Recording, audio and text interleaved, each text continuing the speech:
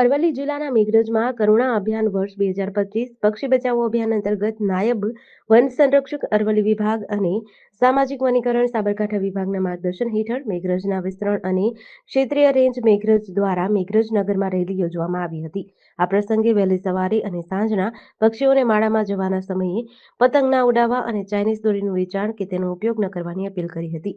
પક્ષીઓને દોરીથી ઈજા ન થાય અને પક્ષીઓને કઈ રીતે બચાવી શકાય તે વિશે ઓડિયો માધ્યમ દ્વારા જાગૃતિ ફેલાવી સમજણ અપાઈ હતી. તેમજ આરએફઓ દ્વારા મેઘરજની પતંગની દુકાનોમાં સરપ્રાઇઝ ચેકિંગ હાથ ધરાયું હતું અને ચાઇનીઝ દોરીનું વેચાણ ન કરવા વેપારીઓને સમજાવવામાં આવ્યા હતા. જો ઘાયલ પક્ષી મળે તો સારવાર માટે વન વિભાગનો સંપર્ક કરવા પણ જણાવ્યું હતું.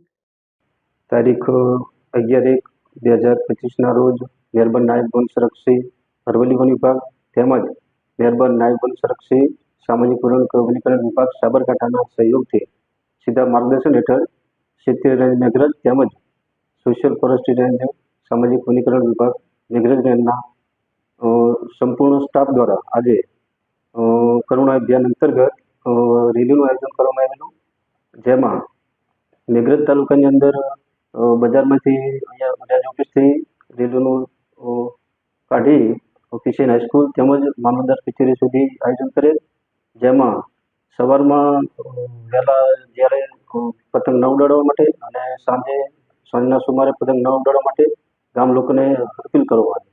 જીડીસી ન્યૂઝ સાથે આશીષ વાળંદ, અરવલ્લી.